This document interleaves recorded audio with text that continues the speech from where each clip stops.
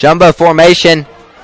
Jaylen Simmons in at halfback, gets the take and takes it up the middle, and that will go forward for another Baylor Red Raider touchdown. Yes, sir, Alex, it was, and it was another physical run by our heavy package, and Jaylen just took the handoff, put his shoulders down, and just road graded his way into the end zone. Hey, you want this? Yeah, Bubba. You want this paper? Yeah, I'll take that paper. 24-0 is the lead pending this PAT attempt. Yes, indeed. 24-0, Alex. 7-14. Kick is up. Perfect kick by Rafael Gaglianone. That's his third PAT of the night. So that will extend our lead 24-0. 7:14 left on the clock. Columbia Central will get another attempt at this. If they want any sort of chance in this game, they have got to score, and they have got to score quick. It's a 4-possession game right now, so Baylor is going to have a lot of time to kill clock, and Columbia Central is going to have to work with a lot of productivity, which they just have not been able to find so far tonight, and it shows with 0 points on the board so far tonight.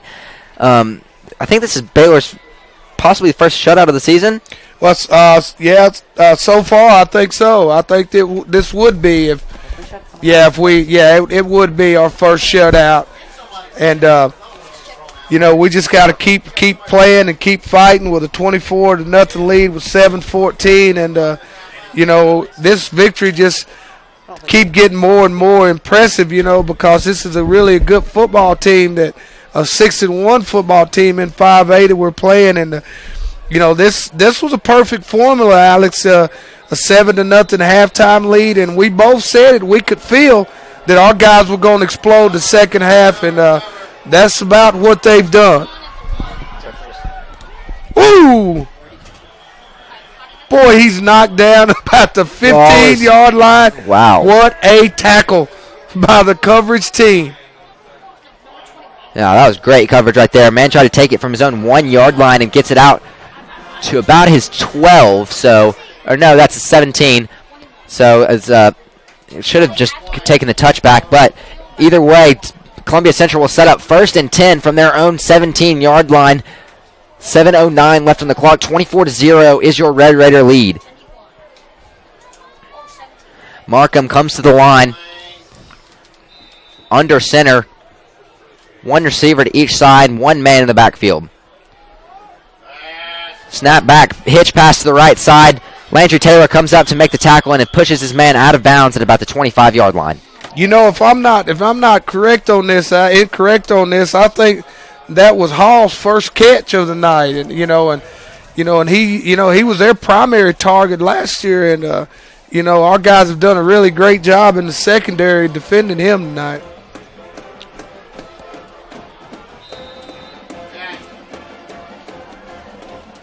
As the Columbia Central Band plays Rocky Top. Yep. I think we're going to have to start seeing some long plays from Columbia Central because, as we said, they need to start moving with some productivity here. Markham under center takes it for himself up the right side and goes for about 3 yards, and I do believe that he got the first down right there. So he will set up 1st and 10 from their own 29-yard line. Clock is stopped until the chains are moved. And there they are set. So the clock will keep going. 6:50 on the clock and ticking here in the fourth quarter. Alex, I don't think they really thinking about winning the football game. I think they trying to get a score is what they're trying to do. I think they'd be content with not being shut out. I agree. That was in. Pass play over the right side. The hitch pass once again. That's Mike Davis comes up for the tackle and is able to hit him out of bounds at about the 35-yard line.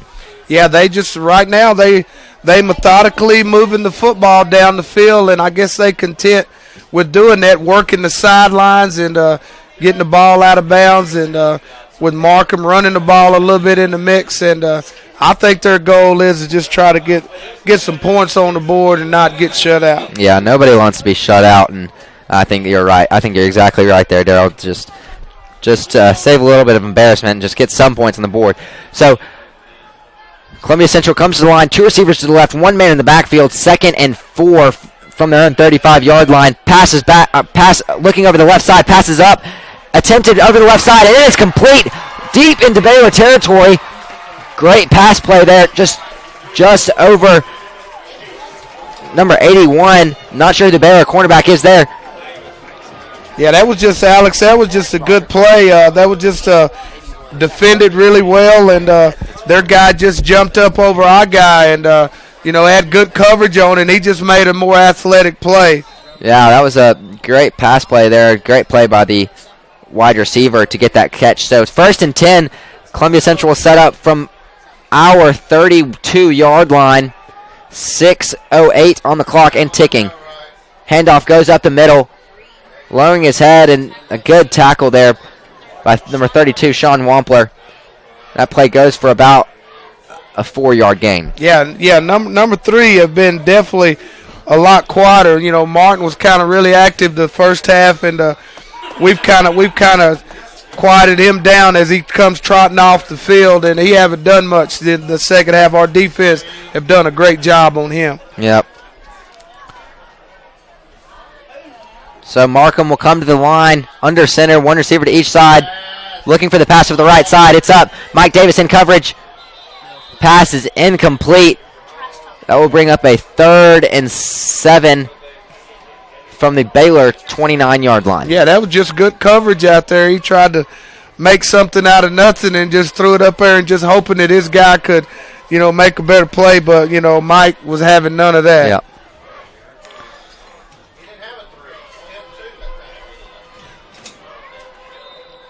We dial up a stop here. We'll force them to go for it on 4th down and hopefully get that turnover, then just be able to run some timeout. Yes, indeed. Markham under center, one receiver to each side, one man in the backfield, drops back, looking for the pass over the right side. The pass is up and is out of bounds over the right side. That will bring up a 4th and long for the Columbia Central offense. And as you said, they will be forced to go for it right here with the big deficit that they have to overcome and only 5 minutes and 22 seconds left on the clock. Yeah, boy, that one really, he had a guy out there, but it just sailed out of bounds, and that's put him in a 4th down. And if we can hold them right here and get the ball back, we'll work on that clock, man, and we should be able to preserve this shutout. So let's see on 4th down. Same formation for Markham. Snap is back. Sean Wampler in coverage and gets the sack. Flag is down on the right side. Yeah, I don't know. I don't know if we've got a flag down over here. The coaches from Columbia is telling them to stay on the field. We had some action away from the play. I think that's that Mike Davis over here with their receiver. So we'll see what the call is. But we had him in no man's land over there. Yeah, I think both offenses are on the field right now. Yeah.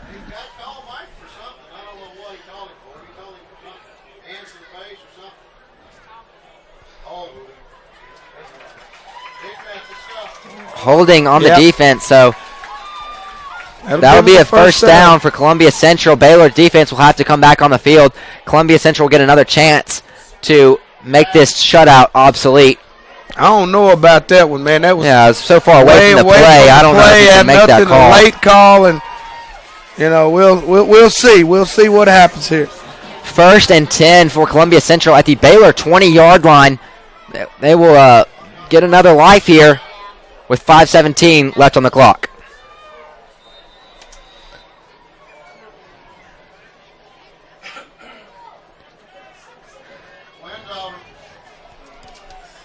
Two receivers to the right this time for Markham. Still one man in the backfield. A run goes straight up the middle for a gain of about 3, maybe 4 yards. Yeah, that's just good play. Their backs running hard and we tackling hard, and the harder he run, the harder we tackle, and that's the clock. The great thing is the clock is moving each time they run the ball.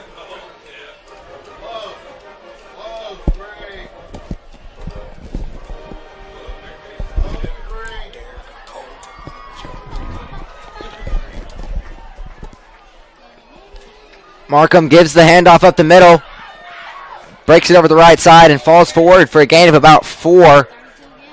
Just short of the first down. That will bring up a third and about 3. Yeah, that's just a run there to get them in third and short, and they're in 2-down territory, and and they trying to just get a score here. As the ball sit down on the 15-yard line. So 3rd and 3 for the Columbia Central offense. 3:58 on the clock and ticking. Shotgun formation, looking over the left for the pass. It's thrown up in the end zone. It's incomplete, so that will be 4th and 3 for the Columbia Central offense. And you got to think they bring in the field goal unit here and just try to get on 3, but we have not seen a field goal attempt yet, so not sure if that's a option for this offense. Yeah, no, they want to try to score a touchdown and convert here, or score a touchdown. 3 points at this stage would do them no good, and they want to try to score a touchdown.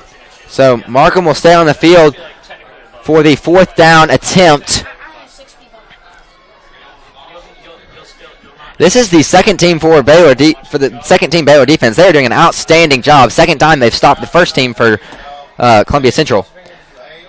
Markham's back, looking over the left side for the pass. It is complete, and he will get the first down just inside the Baylor 9-yard line. Yeah, that was just an out, man. Yeah. And good throw and good route and good catch, and they got what they wanted. They got 1st and goal here.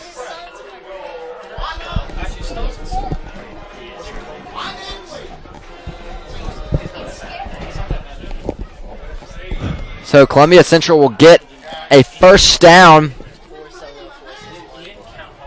3:46 left on the clock. They come in with a fullback, a halfback, and 2 receivers to the right. Markham under center. Drops back, pass looking over the right side. It's a wow. Throws it up in the right corner, and a flag is down. 2 flags are down. That was an uncatchable pass. He threw it way out of bounds, and they still throw the flag. That's the second time that's happened where the play has just been it's already pretty much done. There's no way they're going to gain anything, and they're calling flags on us. Man, surely they're not going to call that. That was so uncatchable that they're going to call that. 2 flags were thrown on Mike Davis there. Man, you're right. They did. I don't know if the uncatchable rule don't apply to high school. I don't know. Yep, so that'll... It does not. It does not. Coach Burr, concurred, said that no, it absolutely does not. So it does not apply to high school, so that will be a first down.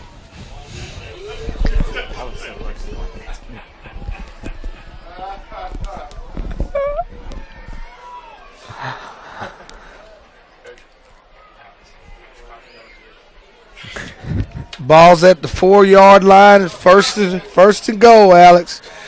First and goal for Columbia Central from the Baylor 4-yard line. Man in motion from the left to the right side. Handoff goes up the right side. Stopped up quick. He bounces off and goes forward for a second try. Just short of the end zone. Gets to the 1-yard line. That'll bring up a second and very short for Columbia Central. Our guys are fighting, man. Yeah. Our young guys are in there fighting and everything they can to keep them out of the end zone.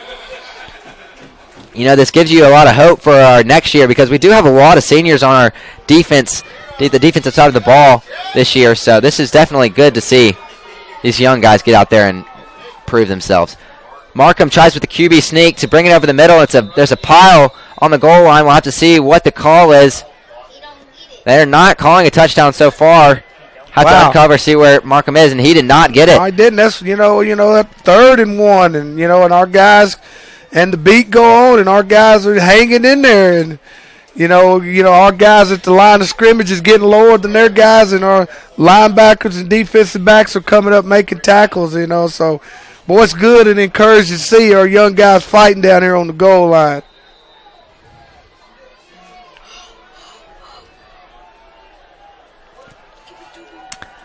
They go with the jumbo formation as well. 2 fullbacks and 1 halfback.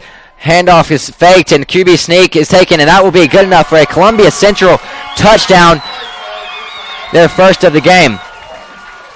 As the crowd stands in ovation to their first score of the night, and A lot of penalties and a lot of help along the way, but, you know, they hit pay dirt with 2 minutes and 13 seconds to go and 24-6 extra point pending, but our guys have played a whale of a football game, Alex. They definitely have. Quick shout out to Caitlin Armstrong down in Macon, Georgia, listening to the BBN tonight, just showing the broad listening viewers of the Baylor Broadcasting Network.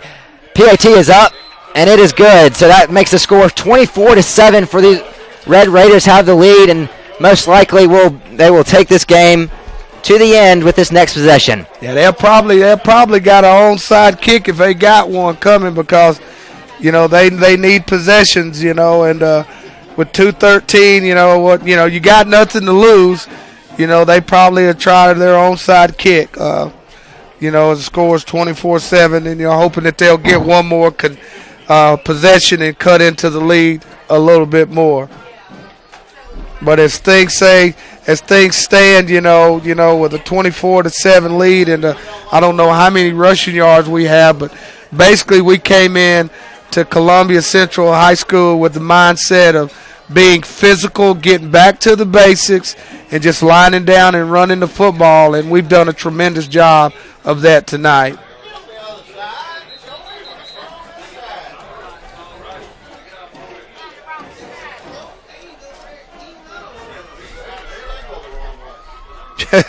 They trying to trick each other. Both teams were going on the wrong side, for the kickoff.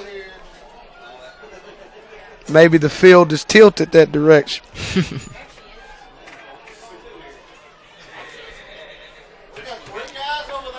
So this will be an onside attempt from Columbia Central.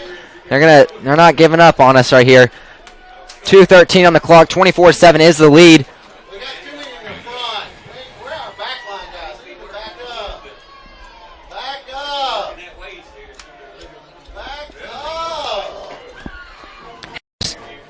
Make sure this go 10 yards. We're right on this line, so we'll get a good view of this. It's a good kick. He touched it before it went 10 yards. So he'll kind of kicked it into his own man, and so that will be a.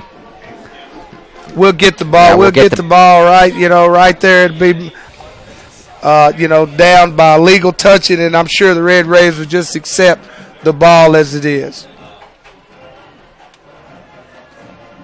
A legal touching. Great job, Coach.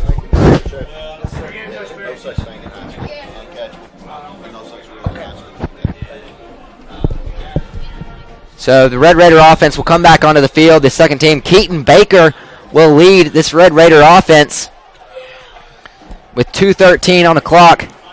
I think Columbia Central will take maybe their last timeout of the game. We're not positive on the timeout count. We don't have a timeout count on the scoreboard here, but second team offense comes in just to bring this one out. Most likely victory formation. Maybe run a few plays just to give them some experience. Absolutely, that's exactly what you at this stage to give your young guys some playing time. As Coach Burr was exiting, and what tremendous job by the defense tonight, and just an outstanding job by the team, and good to see them get a victory coming off this break, and just good to see us back in the win column. Keaton Baker in the shotgun gives the handoff to number 37 on the offense. Do you know who that is? 37, the running back. Sterling Stewart. Yeah, we got a lot of young guys in there, Alex. These are some new numbers we're not used to. And each play, there's more rotating in, so we're going to have a difficult time trying to figure out who's in the game. So just have to bear with us on that.